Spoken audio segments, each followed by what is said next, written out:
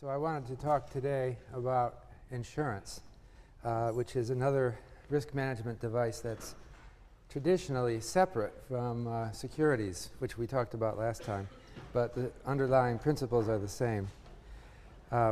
Before I begin, I wanted to just give some more thoughts about the diversification through securities, and that will lead us into insurance.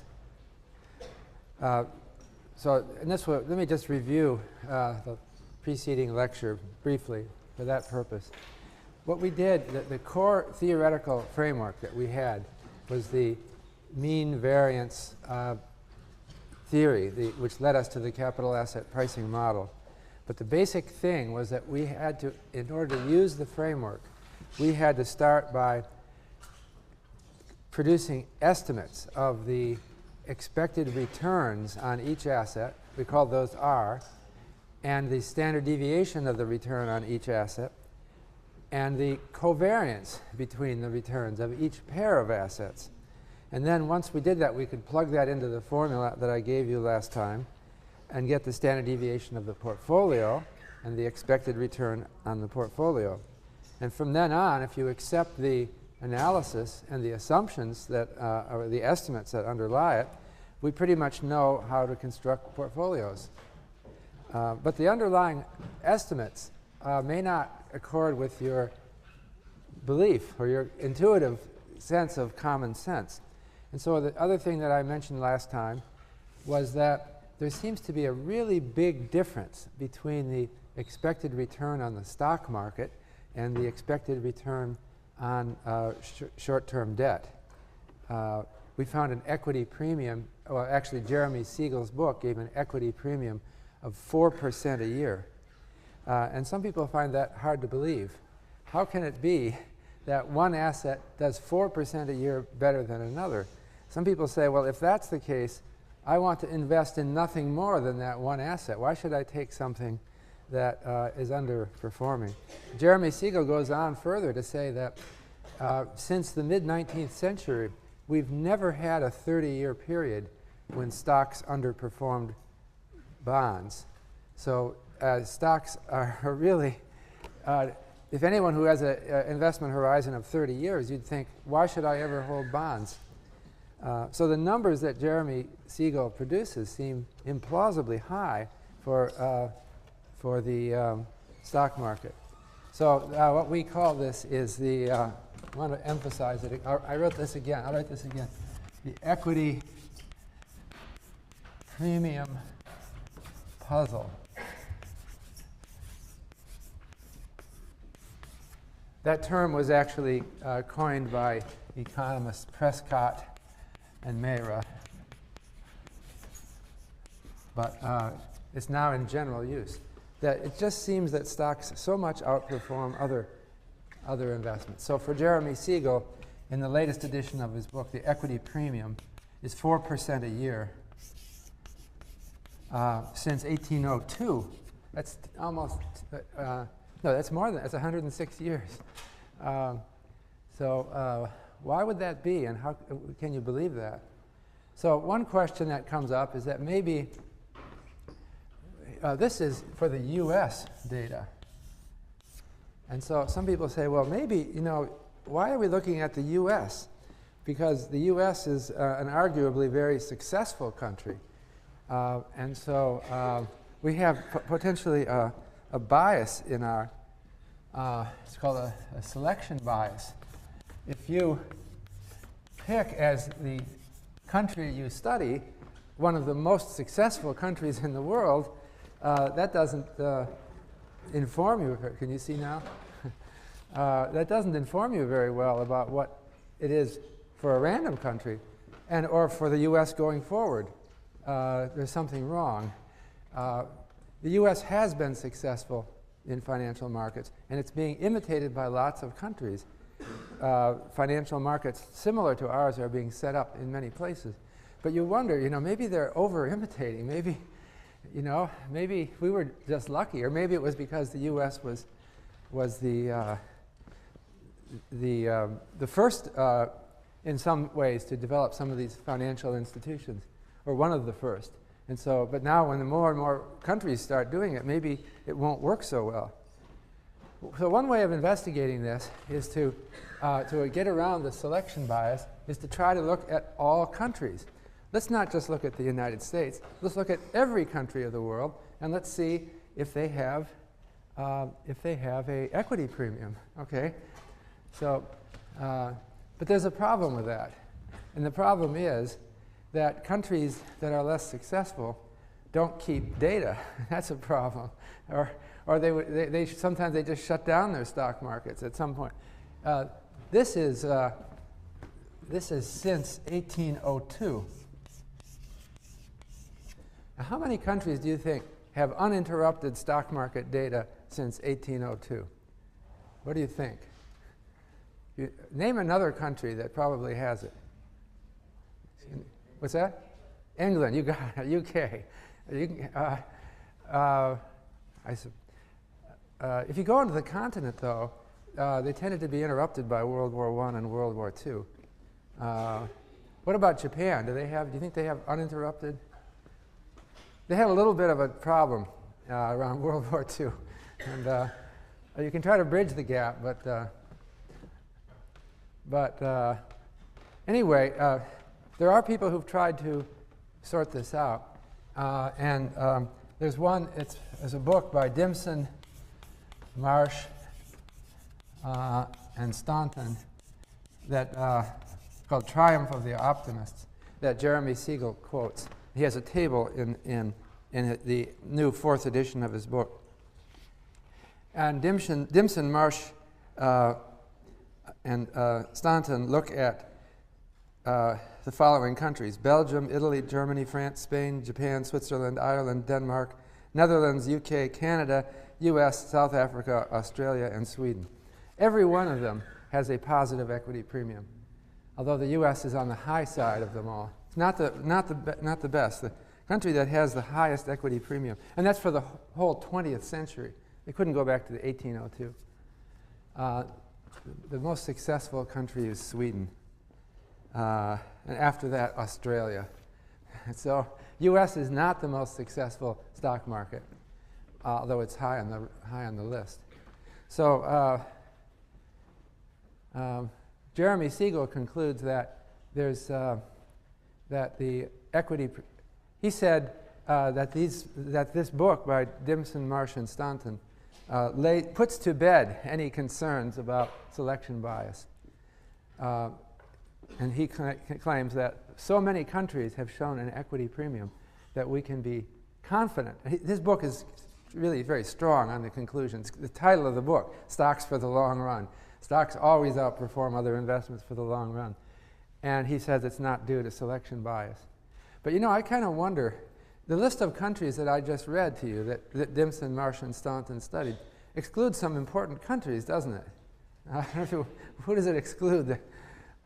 Well, it doesn't have India, Russia, and China in it, for example. And I don't know, at least Russia and China, do you know anything about their history? Do they have any stock market disruptions in the last 100 years? I think it's kind of obvious. They had a communist revolution in both places, right? And so Russia and China are not mentioned are not studied by Dimson, Marsh, and Staunton. Why not? Well, they can't get data. There wasn't a stock market. Well, there actually was the stock market in Russia before 1918 and in China before 1949. So what happened to investors? If you were a Chinese investor in Chinese stocks in 1949, what happened? We know what happened. It went. That's that famous minus 100% return, right, which dominates everything. And so, so I think what would Siegel say? You know, he's really saying that this equity premium is enduring, and we should believe it. But I don't know. I think that I think what Jeremy would say is, well, if you look at Russia and China, you're looking at political factors, and I'm only looking at politically stable countries, and so this whole thing is irrelevant. Really, we're not going to have a communist revolution in any of these advanced countries now. And so Jeremy would say, forget that it looks pretty sound that we have an equity premium, so we can trust that. Well, he's a good friend of mine, but I think he may be overstating it a little bit. We have some disagreements. The thing that comes to my mind is that I wanted to say before concluding this review of the last lecture. That is that the stock market is inherently political in any country, that politics have tremendous effect on the values in the stock market. And that's because of, even if the government doesn't nationalize the stock market or confiscate assets, they tax them, right? And do you know we have, in the US, we have a corporate profits tax?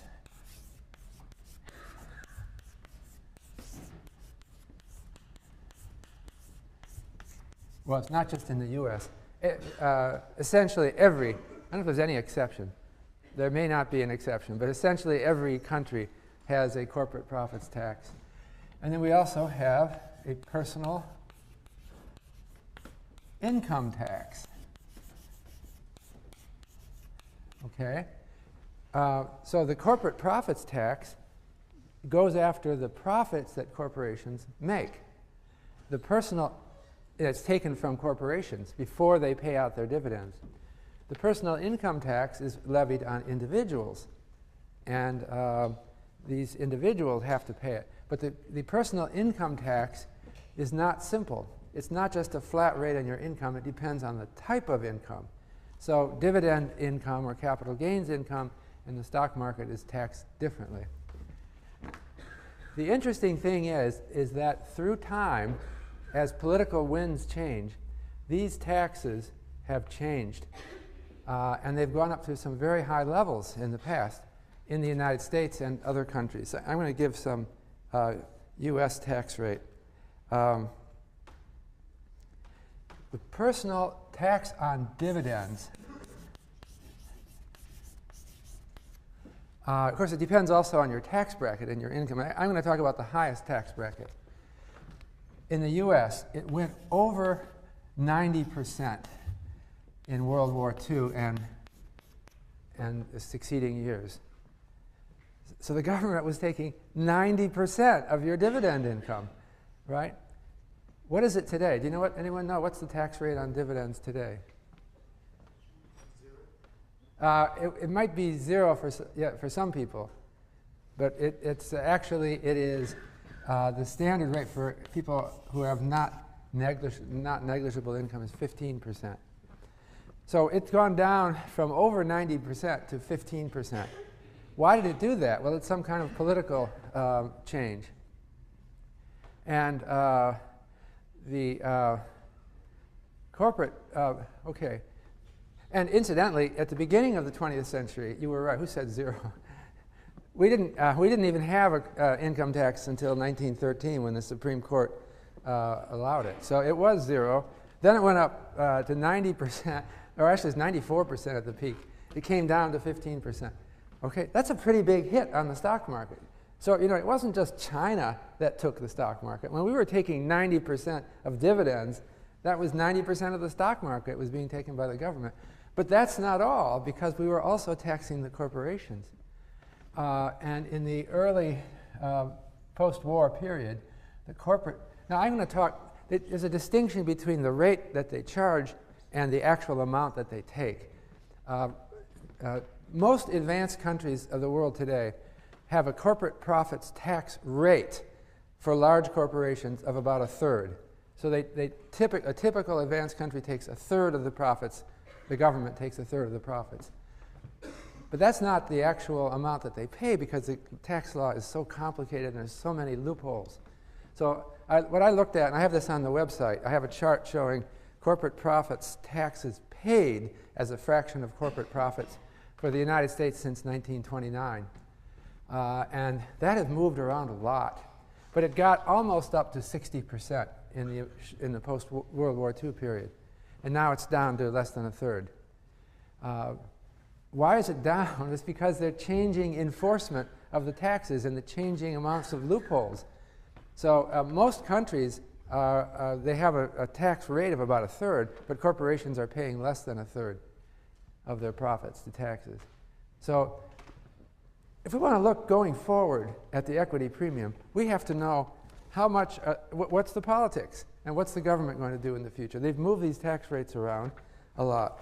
So I think that it's very hard to be sure that we know going forward what our sigma and the expected return, the standard deviation of returns, and the covariance of returns are really. So we have a nice theoretical framework, but the application of the framework to the real data is hard, and it ends up politics underneath it all, and that's just the real world.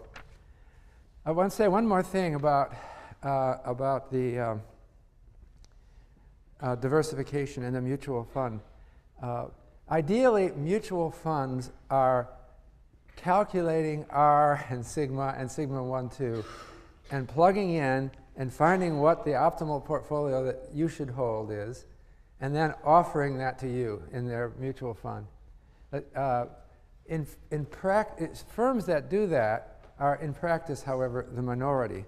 And most mutual funds have some gimmick or some special, they claim to be beating the market, not forming the optimal portfolio. And I also have up on the website some questions that I asked investors about what they think about picking stock. Picking stocks means trying to find a stock that's going to do really well. And so what I found, the question I asked is, do you agree, or which of the following is the correct answer to this statement? Trying to time the market to get out before it goes down and in before it goes up is A, a smart thing to do, or B, not a smart thing to do. Most people think that it's not a smart thing to do to try to time the market. Only 11% said yes to that. But then I ask another question. Do you think trying to pick mutual funds, trying to find a mutual fund that will beat the market is a smart thing to do or not a smart thing to do? So most people think it's a smart thing to do. So what I think the mutual fund industry has turned into largely is a stock picking industry, not a portfolio diversification industry. And so what most people are doing when they go into a mutual fund is they're trying to find smart people who will beat the market, will pick those stocks that will do well. But the mutual fund theory that we gave last time said, no, the mutual fund is just supposed to be diversifying for you. In fact, the truth is somewhere in between. Most mutual funds are providing some diversification service, and they're also trying to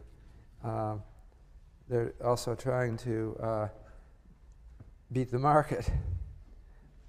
Finally, I just wanted to say that I've been talking mainly about the U.S., but mutual funds have been growing in importance around the world. And there was a recent paper by Harana Surveys and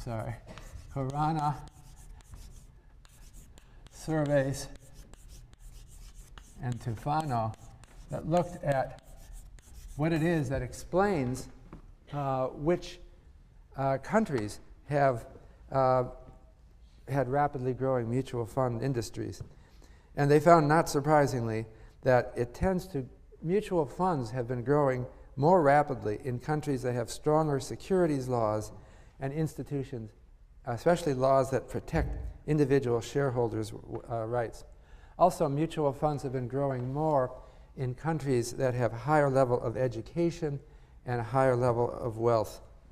And they also grow more in countries that have institutional structures that encourage investing in mutual funds, such as pension plans. But I think it's a trend around the world that we're going to see more and more mutual funds. And I think it's a good thing. I think they will help us to diversify our risks. So anyway, I wanted then to move on to the topic of today's lecture, which is insurance. And the insurance is the other side of the risk management institutions that we have. insurance evolved separately from securities. It's long been a different industry, but the principles are the same. And the principles of insurance, the fundamental powerhouse is the principle of risk pooling. And insurers, just like mutual funds, are providing risk pooling for you. Okay, so risk pooling means they put a lot of people in with independent or low correlated risk into a pool and reduce the risk for the whole pool. They have to contend with something called moral hazard, which is the risk that people will be affected by the fact that they're insured and then do something bad. The classic moral hazard problem is the problem that you give fire insurance on a house, and so someone burns down the house in order to collect the insurance. And they also have to deal with selection bias. And what this means in the insurance context is that if you offer insurance policies, you will tend to attract people who are higher risk. All right, so if you offer life insurance, you have life tables which give you probabilities of dying at various ages, but that's for the general population. All the sick people will come to you to buy life insurance, and they will turn out to have a higher death rate than the population at large. So these are the problems of insurance that we have to deal with. I just wanted to review the mathematics of insurance. This is actually just, in part, just a review of what we talked about in the second lecture. But in the ideal world, if you have independent risks,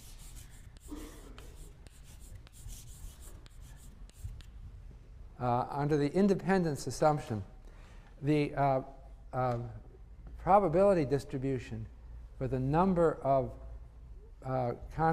insurance contracts that you will have to pay on follows the binomial distribution. So X is the number of accidents. Let's say this is some accident insurance. Okay.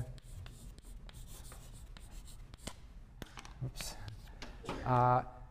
The probability of having, and N is the number of policies that you're writing. And if you're going to have P is the probability of an accident.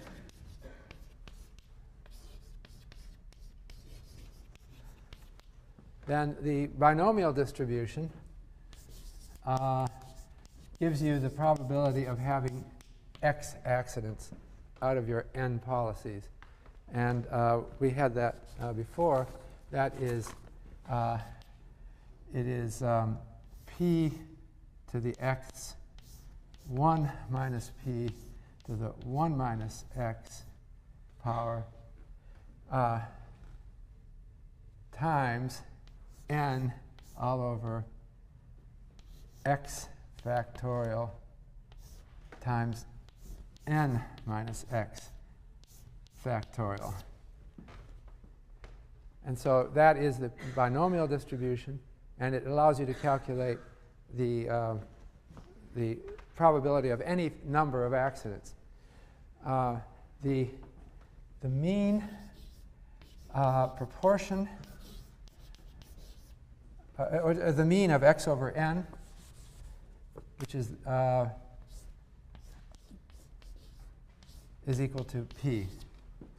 So am I writing big enough? You can see. If X is the number of accidents, the mean number of accidents divided by your number of policies is given just by the probability. But the standard deviation of X over N is equal to the square root of P times 1 minus P all over N. And so that is the, maybe I should get these out of here. So that is the,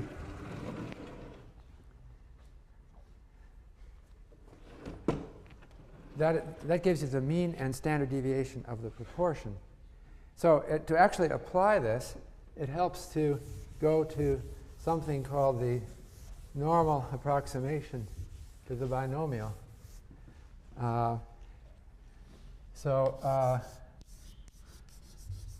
Because it's kind of difficult to compute this formula, there's an easier formula. And you assume that the binomial distribution is really a normal distribution with a mean of, or I'm sorry, the proportion of accidents, x over n, follows a normal distribution with mean p and standard deviation given by this. And that's all. That's the whole theory that I have here. It's simple. So maybe I should make a bigger. Well, let me do it here. I can fit it in here, I think. I'm going to draw an example. I've got it plotted out, and it's on the website. But it's a very simple example where I have the case where p equals 0.2. Okay? So the probability of an accident is 20%. This is a significantly high probability of accident. Can you see down? You can see all this, right? It goes from 0. Let's do this from 0 to 0.4. If you wrote only one policy, what's the probability distribution of x over n? Well, it has two possible values. It could be the one person doesn't have the accident or does have the accident. So if n equals 1, we have an 80% chance, this would be 80% of no accident. Actually, let's make this 1, not 0.4. Then a 20% chance of x over n equals 1. Okay, so I'm plotting. This is the probability of various values of x over n. If n equals 1, x over n can take on only two values, 0 or 1. And it takes on the value 1 with a probability of 20% and the value of 0 with a probability of 80%. I didn't use the normal approximation there. That's obvious, right? I used the binomial itself. But let's go to the case where n is 100. Then, let's see, how should I? Maybe I'll leave that up. You can see this, okay, these diagrams I'm drawing?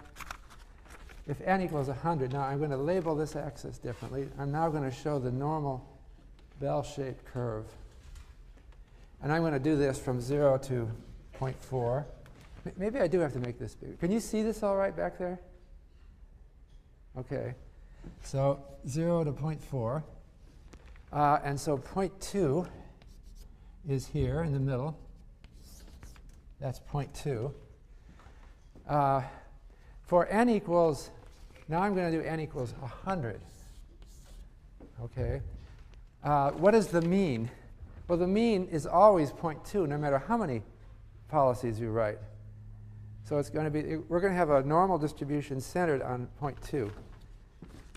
This 0.2 is not very readable here. I have to crunch down to do it. OK. So, and what is the standard deviation? It's the square root of 0.2 times 0.8 over 100. So that's 0.16 over 100. So the standard deviation is 0.04. So what does the curve look like? It's a bell-shaped curve that looks about like that. I didn't draw that very well. Let me try again. I should be able to do nice bell-shaped curves, but it's harder than it looks standing up here. OK? So that's your bell-shaped curve. So with 100 policies, they can't really count that accurately on having 20% of the policies pay. There's still substantial insurance risk because the it could easily be only 15%, or it could be 25% of the policies that end up paying. So the insurance company with 100 policies would have still substantial risk. It's much better, the uncertainty about x over n is much lower for the case n equals 100 than it was for the case n equals 1, but it's still there. Now I want to draw, what if we write 10,000 policies, okay? And so what is the probability distribution for x over n in that case? Well, you can see you're going to be dividing not by 100 here, but by 100 times 100. So it's going to reduce this from 0.04 to 0.004, okay? And so the bell-shaped curve in that case for the x over n is going to look something like this. Well, I've got it plotted here. It's even more steep than that. That's a bell-shaped curve, but it's centered exactly on 0.2. Exactly. The number of policies doesn't affect the mean, but it affects the standard deviation. So it becomes very collapsed. And this is the basic core idea of insurance. You have to be a big company to do it. And if you have a big company, you've exhausted the risk of almost never goes away completely. And so if we did we could go another 2 decimal. If we did a million policies, then this would almost be just a spike here at that point. So that's the concept of insurance. But the idea really took root. The intuitive idea that as you write a large number of policies, the fraction that will result in accidents becomes closer and closer to the probability of one accident. That's an idea that it struck people intuitively at various times in history, but they didn't know how to do these calculations. So historians of probability have noted that this basic idea is actually in Aristotle, the ancient Greek philosopher or scientist. And I'm going to quote Aristotle from his book De Caelo. And he says, he's talking very generally here, but I think he's really talking about this. He says, to succeed in many things or many times is, quote, difficult. For instance, to repeat the same throw of dice 10,000 times would be impossible, whereas to make it once or twice is comparatively easy. That's Aristotle talking. It's exactly this theory. But he doesn't have the word probability, which hadn't been invented yet. So he's using intuitive. He says difficult or easy.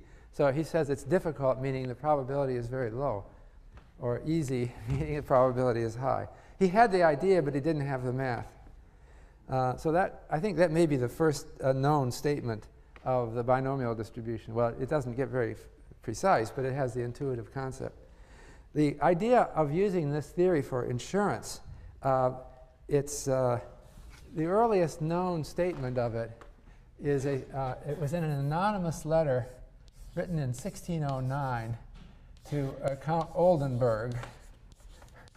But that's not the person who said it. That was the person who received the letter. Anyway, the person wrote, he was talking about fires, and it was proposing that people should pay 1% of the value of the home every year into a fund, and then the fund would be used to replace the home if it burned down. And quoting this anonymous person writing in 1609, there is no doubt that it would be fully proved if a calculation were made of the number of houses consumed by fire within a certain space in the course of 30 years, that the loss would not amount by a good deal to the sum that would be collected in that time. So it's interesting that this person uses the word calculation.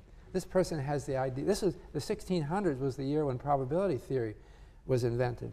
So someone had the idea of going beyond the intuitive notion that Aristotle mentioned and moving to something that is calculable. And that's when the insurance industry was really born. So, so insurance relies on this theory of risk pooling, but it has to make it work.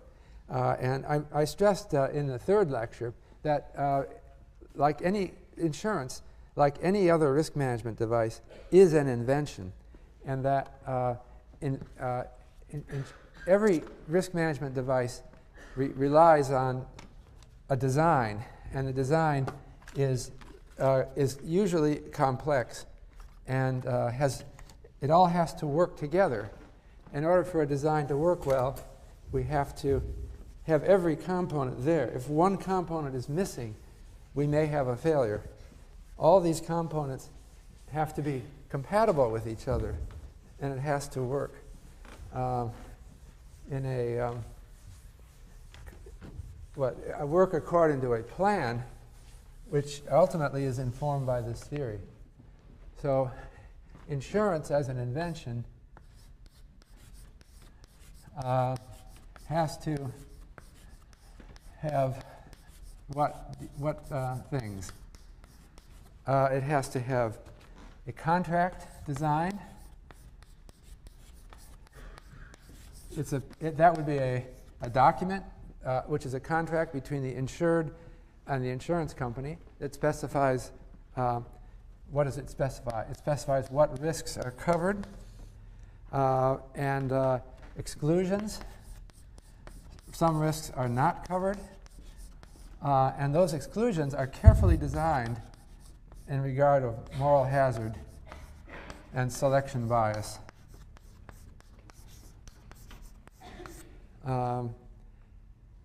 There has to be the mathematical model, which I just presented, but it may be more complicated. There has to be a form for the company. There could be a corporate form. That is the insurance company. Could be a corporation, and it could be either a non-profit corporation or a for-profit corporation owned by shareholders. Or the insurance company could be a mutual insurance company, in which case the insurance company is owned by the insured. And then you need, as well, government regulation, because the insurance companies don't seem to exist without it. There has to be regulators that are at least verifying that the insurance company is doing what it says it's going to do. And so the one thing that the government has to do is assure that reserves requirements are met. The company has to have enough money on hand to pay out in the case of default. So, okay, one way of classifying insurance companies is that they can exist as either multi-line insurance companies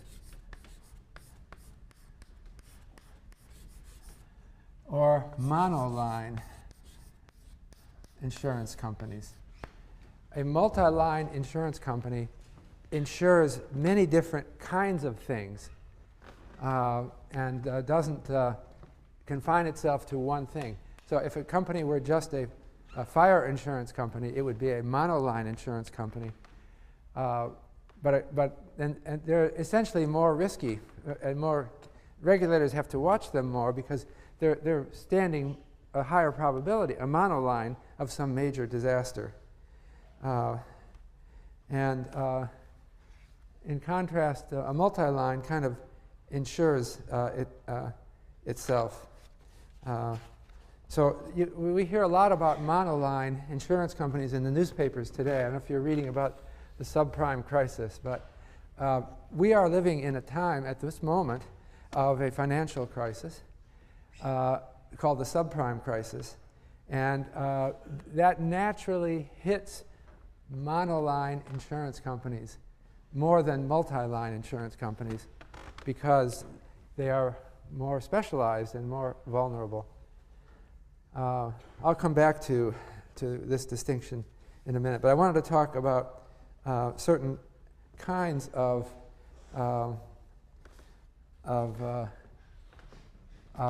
monoline insurance companies that the biggest, well, one category is property and casualty. These are insurance companies, or P&C. These are insurance companies that insure the value of a home or a business or an automobile.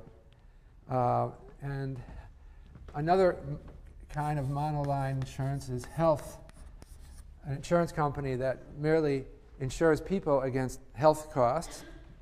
And another important category is life insurance.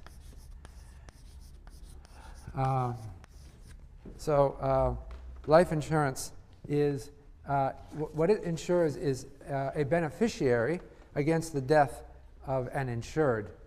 And the classic example, the most important example, is families. You would buy life insurance on both the husband and the wife. Okay, you might do a different amount. And it's done by families with young children to protect them against the economic cost of the death of one of their parents. And you need insurance on both parents because both parents are contributing to the success of the children. So these are big industries. The total assets of property and casualty in 2007 in the United States. And these are assets. The property and casualty was $1.4 trillion. And life insurance was $4.9 trillion. So I don't actually, somehow I missed getting the health, but that would be another big insurance. So these are hugely important institutions in our society. So let me go to property and casualty. What do they insure? Actually, the most important thing that they insure is automobiles.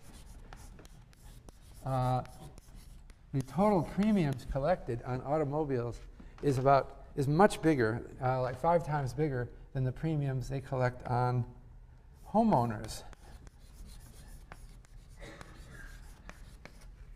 Automobile insurance is collision insurance.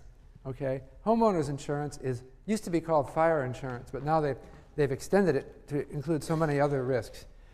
It depends on the particular policy what it includes. It might include risks as well of personal liability if someone injures themselves on your property, or risks of storms, of hurricanes, earthquakes, everything else. So we call it homeowners insurance. But actually, the automobile insurance is more important than the homeowners insurance, even though homes are so much more valuable, because I think that's because cars move, and they drive around, and they bump into each other. Homes just stay where they are, and so we have far fewer accidents. So they don't have to charge as high a premium for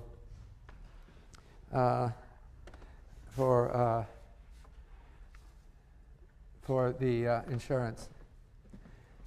So these insurance contracts have come across gradually through time as we develop the theory. And I'll talk about the growth of insurance and about some of the components of it.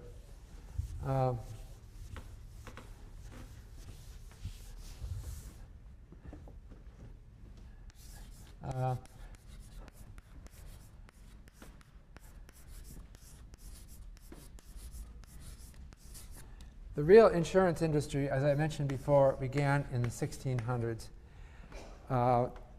with the invention of probability theory and with the invention of life tables for invention of actuarial science. But it grew slowly. And I think the reason that it grew slowly was that insurance is a very sophisticated concept. In order to explain it, I had to write down the binomial distribution and to explain it properly. For most people, that's a difficult concept. And so I think I may have mentioned some of this before, but let me give this history. Insurance, it was invented in the 1600s, but it did not proliferate fast. It proliferated only very slowly. And some of the important figures, there had to be certain inventions to make it work. Again, I'm repeating a theme that is in my book, New Financial Order, that financial innovation and insurance innovation is a succession of inventions. And each invention propels the idea more forward. So it's like we have laws of thermodynamics that underlie the use of engines. But you can't just go from the laws of thermodynamics to an automobile. There's a million steps along the way. And if you look at the history of engines, there are discrete advances and when people were able to apply the theory more and more. Well, in insurance, there's a similar list of inventions. So Morris Robinson was head of Mutual Life of New York in the 1840s. And he got the idea of highly paid life insurance salespeople. The idea was that it's difficult to sell people on insurance. Back in the 1840s, life insurance was very important because the average expectancy of life was only something like 45 years. And so that meant parents were dying left and right. What would be the probability that a married couple would live, both of them, to the time when their children are grown? Well, it was fairly low, right? If the average age at death was something like 45, but maybe a 50-50 chance of high risk of one of the parents dying. So you should think that people would really want life insurance, but they were not buying it. And why was it? Well, first of all, they were dying in such numbers. P was so high that it was expensive. They have to pay, the premium has to cover the costs. And so it was tough to get someone to buy life insurance, even though they really needed it. It was such a good idea for them. But it's partly because there's a psychological resistance to it. This is still very much alive today. I was standing at the World Economic Forum at one of our lunch things, and a young woman approached me from Swiss Re, which is a Swiss reinsurance company, and she said she wanted my ideas on how to sell crop insurance in Africa. She said, we have it now at Swiss Re, and of course the World Bank sponsors crop insurance for farmers. So, and there are some very poor areas in Africa where farmers really run the risk. If their crop fails, it could be really bad. They would be approaching starvation. So wouldn't you think that farmers would want to buy crop insurance from this Swiss company? Looks like a good idea to me. But she says, we're having a lot of trouble selling it. She said, if you talk to the farmers in these rural areas, what do you think they say when you offer? They say, I can't afford the insurance. Well, they're not thinking right. The whole idea of insurance is that you take from your good years and you move it into your bad years so that you make it through all your years. And so you're having a good year this year, maybe. It looks that way now. And you think you can't afford it. But just think how bad it will be if it's a bad year. Then you really won't be able to afford to stay alive. But she says they didn't, some of them respond, but a great majority of them don't. And I think it's because of a psychological aversion people have to thinking about insurance. It's just unpleasant. And life insurance is actually an insurance against one of you dying. It's a very unpleasant topic. So if someone comes to your home and says, I would like to sell you life insurance, you think, some other day. I don't want to talk today about the probability of one of us dying. It was a tough sell. So Morris Robinson, however, realized that some people are very talented salespeople. And they're probably talented at other things as well. So it may sound like a small improvement, but he just had very highly paid insurance salesmen. And they were paid as long as people kept their policy. And so that motivated an insurance salesman to form long-term relationships with the families that he was insuring and to keep them from canceling their policies. So he got talented, respected members of the community who people admired to become life insurance salesmen. And he had to pay them enough so that they would stick with the job. And then it finally worked. It may seem crazy, but it may seem like a modest innovation, but it actually was an important innovation. So I don't know how you think of life insurance salespeople, but they have been pillars of the community. They're people that the community trusts, that people are willing to let into their home and discuss things like death. And that was an innovation that came in then. Then the other innovation was Henry Hyde. And he was at another insurance company, Equitable Life.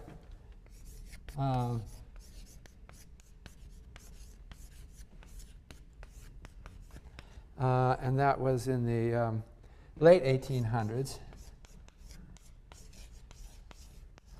And what he invented was an insurance policy that had a cash value.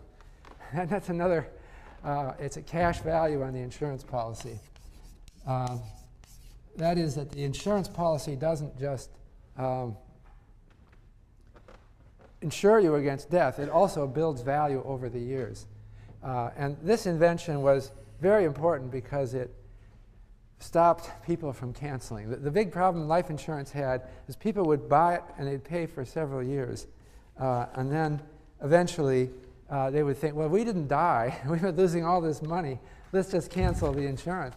It especially happens, the way life is in real families is, you start getting accustomed to a certain style of life and you start spending more and more money.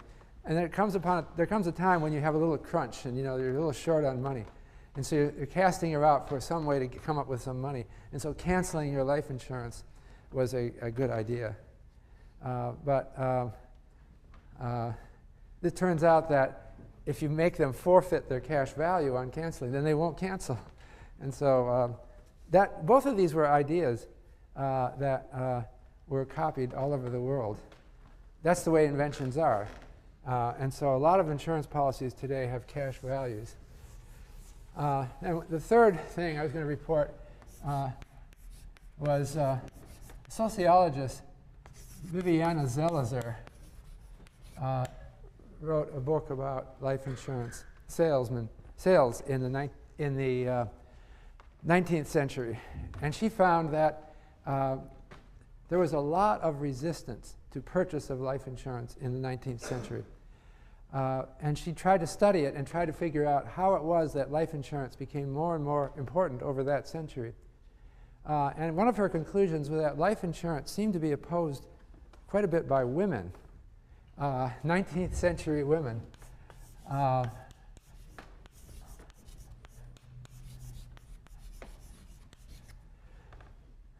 And why didn't they like it? You would think that any rational woman in the 19th century would reflect on the fact that there's a significant probability that her husband will die of something while you still have children. And why wouldn't they want well, what she found is that life insurance salespeople were going to families and trying to sell them on life insurance by explaining the concept. And they would say something like I did. Maybe they didn't write down the binomial distribution, but they explained the idea of insurance. It didn't sound right to the typical 19th century American woman, or I suppose it wasn't just America, it was a worldwide problem. And the reaction that salespeople would get from women was, you're giving me some probabilities or something, and you're asking me it sounds like you're asking me to play in some gambling thing where I win if my husband dies. And so it doesn't sound right to me. I think, in fact, a lot of women would say something, I put my faith in God, and I think I might bring down God's wrath if I did such a thing as to bet that my husband is going to die. And so she would refuse to take part in it. It doesn't sound right to her. I'll trust in prayer and other things. So it didn't work, and you couldn't sell them on it. So what Zelizer reported is that some life insurance companies surmounted this problem by changing the pitch, by telling their salespeople, don't try to explain probability theory to these people. What you have to do is come across differently. And so the thing that she said they started doing is to pretend in a way that they were missionaries with a gospel. And the gospel is insurance. And they would tell these women, you know, if you buy life insurance on your husband, then should anything happen, your husband can love and protect you from beyond the grave. And that sounds good. So it worked. And these little things, they may seem like little things, but they are technological advances. People in a profession over the years learn more and more how to manage the public's expectations and get them to actually purchase insurance. So I wanted to talk about government regulation of insurance because I said that was an important aspect of insurance. And what the regulators do many things, but insurance regulators, most of all, are concerned with capital adequacy. So, insurance in the United States is regulated not by the federal government, but by insurance regulators in each of the 50 states. So it's very hard to summarize insurance regulation in the United States. Why is it regulated separately by the 50 states? That's because it started out that way when the federal government wasn't involved in those sorts of things. And somehow we never had the, in fact, it's talked about. Maybe we'll see it in the next 10 or 20 years. It's talked about that there should be a federal government regulation of insurance, but it's actually state regulators. And it makes it hard. This is a handicap to the U.S. insurance industry. Other countries have it centralized, but in the U.S. it's split up over 50 states. So it's very hard to start an insurance company because you've got to meet the requirements of all 50 regulators. But the most important thing that these do is they specify what reserves insurance companies have to hold. Okay. And so in other words, the insurance company doesn't trust the insurance companies to do the calculations like I just showed with the binomial theorem. They want to make sure that there's a significantly high probability, sufficiently high probability, that even if they get a bad draw, and there's a lot of policies that require paying out, that these reserves will satisfy. So an insurance company must hold the reserves. It can hold more, and that's called a statutory surplus. So the reserves are an accounting entry. It's how much they are required to hold, but the companies will hold more than that typically in order to protect themselves more than is required, and their policyholders more than is required by the regulators. So occasionally you get into problems with reserves. And before I get to that, let me just say, I want to just mention a few types of insurance that are important. So let's talk about life insurance.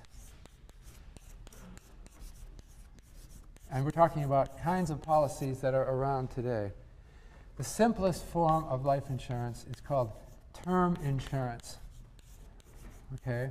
And this is insurance that you pay each year for insurance in that year, and it does not build a cash value. So this is the simple thing. I can buy insurance for myself this year, and I can stop, and if there's nothing gained, or next year I would just have to pay it again. Whole life is more complicated because it builds a cash value according to a schedule.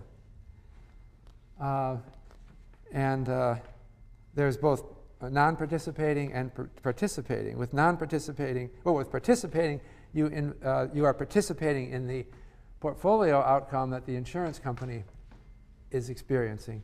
And so you have some uncertainty about your cash value. to something called variable life, which refers to a life insurance policy where the policyholder can make decisions about the investment of the money in the whole life policy. And so it's not just taking what's given by the insurance company.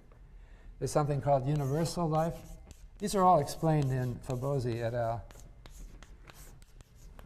It's a whole life policy that gives the policyholder flexibility over the insurance premiums. You can pay more into the cash value in 1 year and less than another year, as long as you keep paying a minimum amount.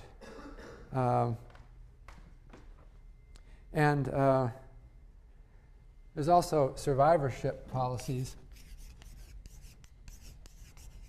that will pay, for example, the second to die. There would be a policy if a husband and wife get it, and it pays out when the second of them dies. Also about regulation, I wanted to mention the NAIC. It's a very important institution. That stands for National Association of Insurance Commissioners. And this is something that's very important in the United States because, as I mentioned, insurance regulation is divided up over the 50 states. And the problem that creates is that it's a nightmare for insurance companies because every different state has different laws. Recognizing this problem, the insurance commissioners in the various states have decided to form an organization, that's the NAIC, and they hold regular conferences. And at these conferences, they decide on a recommended or uniform insurance regulation policy. And it acts a little bit like a Congress. They make laws, but the laws are not binding on anyone. They're just suggested laws or regulations. And so it's an effort to try to get the complexity of 50 different regulators uniform. So, as I say, when the NAIC decides on some regulation, it's only a recommendation to the separate state regulatory commissions. But of course, it has a lot of force because all 50 states have met. The commissioners of 50 states have met and hashed it out. So most states would essentially adopt what the NAIC says. Otherwise, they're not going to figure it all out. They can't claim to beat. It would be rational to do that, right? You wouldn't think that we would rethink all of these things ourselves and then have it different in our state. So the NAIC is kind of a quasi-regulatory body, or is it quasi-government? It's not government because it has no authority, and yet it acts almost like a parliament where these people get together and decide on things and they end up as a force of law.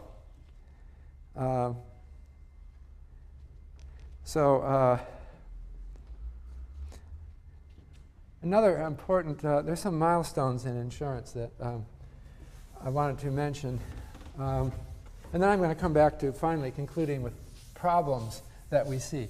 And of course, the problems are not damning. They're problems that reflect the progress yet needed to be made in insurance. But I just wanted to mention the Graham, Leach, Lilly Financial Modernization Act of 1999. And what this did is it allowed banks to offer insurance or to ally and join in, merge with insurance companies. Before that, as I said before, insurance is really the same thing as securities. They're both based on risk management and pooling of risks. Diversification or pooling are really the same thing. But we had a separate set of institutions. People never thought of insurance as the same as a bank. But since this is relatively recent, that's only 9 years ago at this time. So it means then that we are now seeing a expansion of our banking system in the U.S. to become insurance related. It's different in other countries. In Europe, they've had universal banking, which allowed banks to offer insurance for a much longer time. But in the U.S., it's kind of a recent innovation. So I wanted to conclude with problems, which may sound kind of negative, but this is, I don't shrink from negativism. It's not really negativism. It's talking about what should be done. So I wanted to come back to, I told you that monoline was in the news a lot lately. And so what are we talking about? I don't know how much you read about the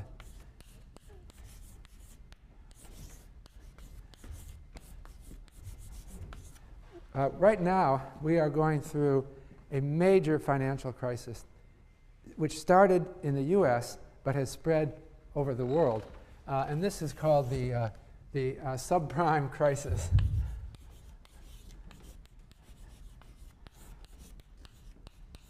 Subprime refers to mortgages, which is not the subject of today's lecture. But a subprime mortgage is a mortgage issued to a borrower who is not considered prime, not a good risk. Borrowers that are thought by the various models to be likely to fail to pay on their mortgage and to have to be foreclosed. They're often low income, but also they're people with poor credit histories. So the crisis that we're in now, and this is very important, you're living through it, and we'll see how it pans out. The subprime crisis is happening today because home prices are falling, and with falling home prices, more subprime borrowers are failing to pay their mortgage, and default rates are shooting up, and valuation of securitized subprime mortgages have crashed, and it's throwing turmoil all over the financial community. We're seeing what they call systemic effects. That's a very general term that goes beyond insurance. By systemic effects, I mean something that affects the whole financial system. And when you do these calculations, which I just did for insurance, I was talking about insurance companies assuming that risks are independent. Everything's independent. We've got it all figured out. Underlying it, there were other things besides just the calculation of their accident rates that had certain assumptions built in. And the failure of the assumptions in many different industries can create systemic effects. So what happened? I want to talk about a particular line of monoline insurers that you may never have even heard of because they don't deal with the general public. And these are municipal bond insurers. Okay? These are private companies, insurance companies. They're monoline because they look only at a certain class of risks and not all risks that they insure. They deal with, principally, with state and local governments who are issuing bonds to raise money for their activities, like New Haven, for example, or any other, any state or local government. We refer to the bonds that they issue as municipal bonds. Now, the problem is that if you invest in bonds from some state or local government, they might not pay you back. They can just go bankrupt. Cities go bankrupt, and they just can't pay. And so you, as a buyer of these bonds, feel reluctant to invest in them. Okay?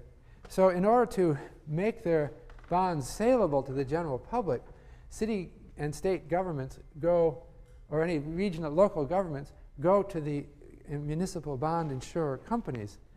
And they have names. The big ones are MBIA, AMBAC, FGIC.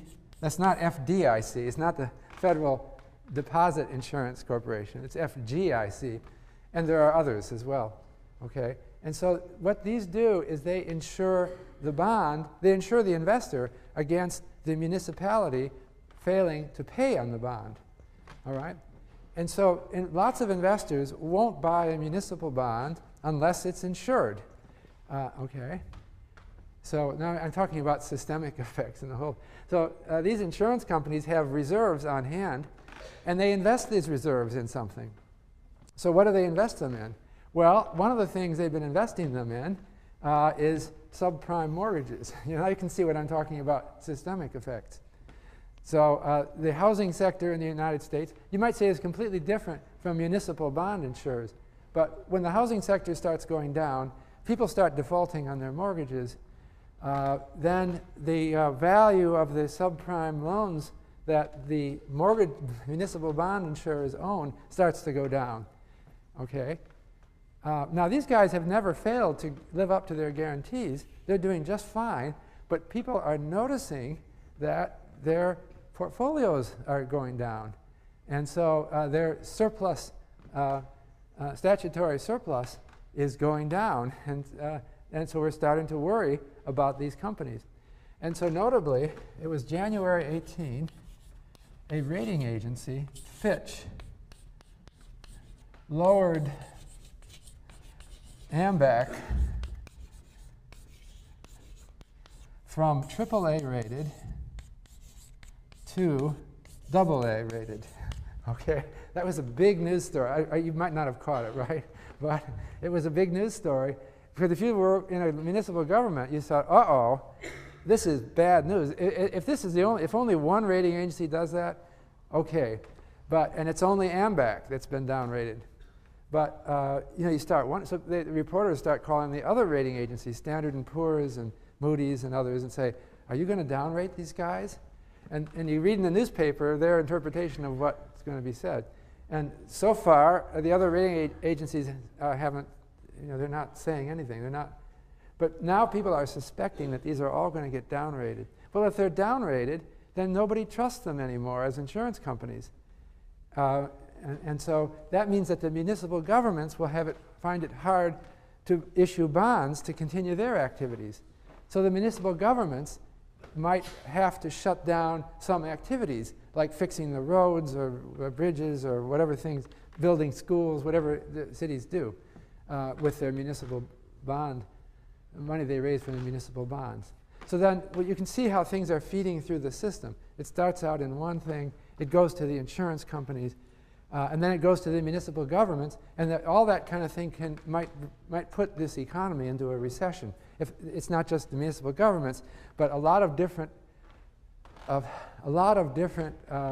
aspects of our financial system are going to be touched by a crisis that's spreading from one segment to another. So that's where this stands right now. The latest thing, well, now this is a crisis, a municipal bond crisis, which is unfolding. The New York State regulators have been trying to get companies to subscribe more capital to the monoline insurance companies to bolster their capital so that they have more money to pay out, and that will prevent any more lowerings of their ratings. And the other thing that's happened now is that Warren Buffett said he wants to get into the municipal bond insuring business. And so, well, he's just a business person coming in. And so there will be new municipal bond insurers appearing that will take up the slack. And so we'll be all right. But the problem is that we may have a crisis for a while. The other thing that I wanted to talk about, I guess I'm running out of time, was about management of disaster risk. We have another insurance crisis developing now because of, well, a very important source of insurance risk that's developing has to do with the rising rate of hurricane damage that we're observing in the east coast of the United States. Notably, we saw Hurricane Katrina that caused huge property damage in a couple of years ago that kind of tested insurance companies again. And the risk is that global warming will make hurricanes more common. And I guess I'll just conclude that. I'll talk a little bit about that. I've gotten through almost all of this. next time. The only other thing, then next period we're going to talk, on Friday we're meeting again, and we're meeting again about, this time it's about efficient markets. I want to talk about the evidence for efficient markets and against it. And that will lead you into your third problem set about efficient markets. But that's not coming for a little while. So one way of investigating this is to get around the selection bias is to try to look at all countries. Let's not just look at the United States. Let's look at every country of the world, and let's see if they have a equity premium. Okay, so but there's a problem with that. And the problem is that countries that are less successful don't keep data. That's a problem. Or sometimes they just shut down their stock markets at some point. This is since 1802. Now, how many countries do you think have uninterrupted stock market data since 1802? What do you think? Name another country that probably has it. What's that? England. You got it. UK. If you go into the continent, though, they tended to be interrupted by World War I and World War II. What about Japan? Do you think they have uninterrupted? They had a little bit of a problem around World War II, and you can try to bridge the gap, but anyway, there are people who've tried to sort this out, and there's one. There's a book by Dimson, Marsh, and Staunton that called "Triumph of the Optimists" that Jeremy Siegel quotes. He has a table in the new 4th edition of his book. And Dimson, Marsh, and Staunton look at the following countries: Belgium, Italy, Germany, France, Spain, Japan, Switzerland, Ireland, Denmark, Netherlands, UK, Canada, US, South Africa, Australia, and Sweden. Every one of them has a positive equity premium, although the US is on the high side of them all. It's not the best. The country that has the highest equity premium, and that's for the whole 20th century. They couldn't go back to the 1802. The most successful country is Sweden. And after that, Australia. So U.S. is not the most successful stock market, although it's high on the list. So Jeremy Siegel concludes that there's that the equity. He said that this book by Dimson, Marsh, and Staunton puts to bed any concerns about selection bias. And he claims that so many countries have shown an equity premium that we can be confident. His book is really very strong on the conclusions. The title of the book, Stocks for the Long Run. Stocks always outperform other investments for the long run. And he says it's not due to selection bias. But I kind of wonder, the list of countries that I just read to you that Dimson, Marsh, and Staunton studied excludes some important countries, doesn't it? Who does it exclude? Well, it doesn't have India, Russia, and China in it, for example. And I don't know, at least Russia and China, do you know anything about their history? Do they have any stock market disruptions in the last 100 years? I think it's kind of obvious. They had a communist revolution in both places, right? And so Russia and China are not mentioned are not studied by Dimson, Marsh, and Staunton. Why not? Well, they can't get data. There wasn't a stock market. Well, there actually was the stock market in Russia before 1918 and in China before 1949. So what happened to investors? If you were a Chinese investor in Chinese stocks in 1949, what happened? We know what happened. That's that famous minus 100% return, right, which dominates everything. And so so I think what would Siegel say? He's really saying that this equity premium is enduring, and we should believe it. But I don't know. I think that I think what Jeremy would say is Well, you're looking, if you look at Russia and China, you're looking at political factors. And I'm only looking at politically stable countries. And so this whole thing is irrelevant. Really, we're not going to have a communist revolution in any of these advanced countries now. And so Jeremy would say, forget that. It looks pretty sound that we have an equity premium, so we can trust that. Well, he's a good friend of mine, but I think he may be overstating it a little bit. We have some disagreements. The thing that comes to my mind is that I wanted to say before concluding this review of the last lecture. That is that the stock market is inherently political in any country, that politics have tremendous effect on the values in the stock market. And that's because of, even if the government doesn't nationalize the stock market or confiscate assets, they tax them, right? And do you know we have, in the US, we have a corporate profits tax?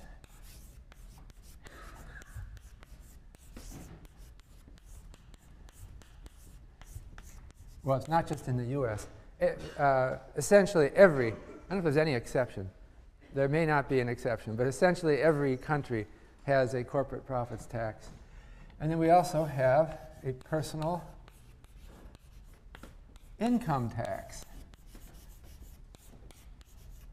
Okay? So the corporate profits tax goes after the profits that corporations make. The personal, it's taken from corporations before they pay out their dividends. The personal income tax is levied on individuals, and these individuals have to pay it. But the personal income tax is not simple. It's not just a flat rate on your income. It depends on the type of income. So dividend income or capital gains income in the stock market is taxed differently. The interesting thing is that through time, as political winds change, these taxes have changed.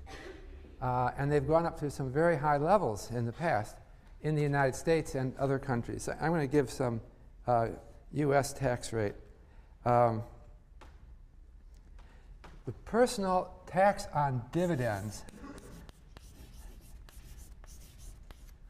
of course, it depends also on your tax bracket and your income. I'm going to talk about the highest tax bracket. In the US, it went over 90% in World War II and the succeeding years. So the government was taking 90% of your dividend income. So I wanted to talk today about insurance, which is another risk management device that's traditionally separate from securities, which we talked about last time, but the underlying principles are the same.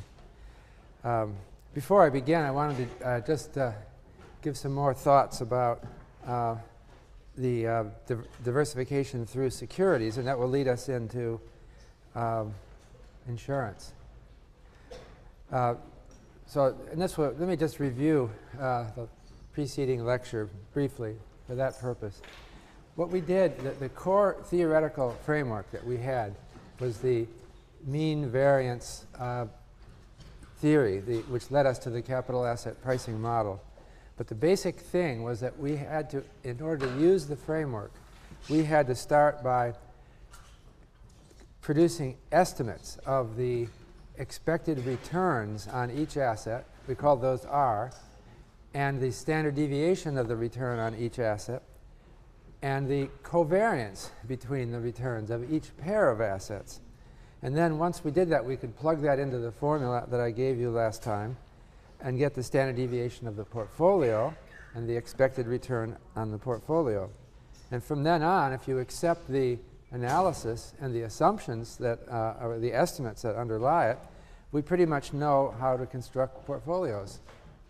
But the underlying estimates may not accord with your belief or your intuitive sense of common sense.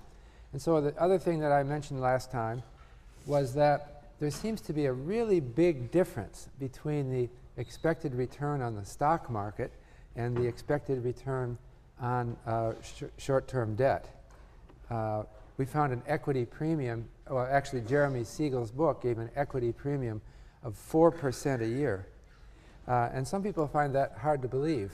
How can it be that one asset does 4% a year better than another?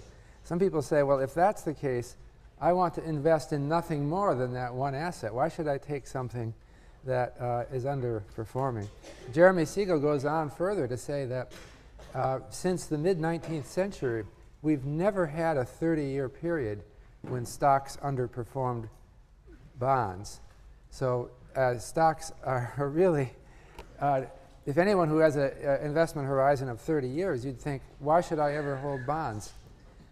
So the numbers that Jeremy Siegel produces seem implausibly high for the stock market. So what we call this is the, I want to emphasize it. I wrote this again. I'll write this again. The equity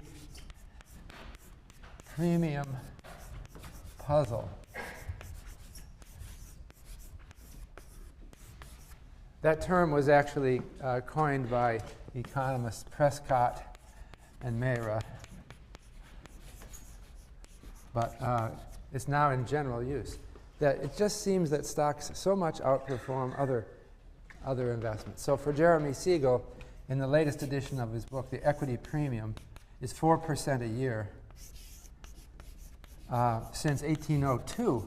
That's almost, no, that's more than, that's 106 years. So why would that be, and how can you believe that? So one question that comes up is that maybe this is for the US data. And so some people say, well, maybe, you know, why are we looking at the US? Because the US is an arguably very successful country. And so we have potentially a bias in our, it's called a selection bias. If you pick as the country you study one of the most successful countries in the world, that doesn't inform you. Can you see now? That doesn't inform you very well about what it is for a random country and or for the US going forward. There's something wrong. The US has been successful in financial markets, and it's being imitated by lots of countries. Financial markets similar to ours are being set up in many places. But you wonder, you know, maybe they're over-imitating. Maybe, you know, maybe we were just lucky, or maybe it was because the U.S. was the first, in some ways, to develop some of these financial institutions, or one of the first. And so, but now when more and more countries start doing it, maybe it won't work so well.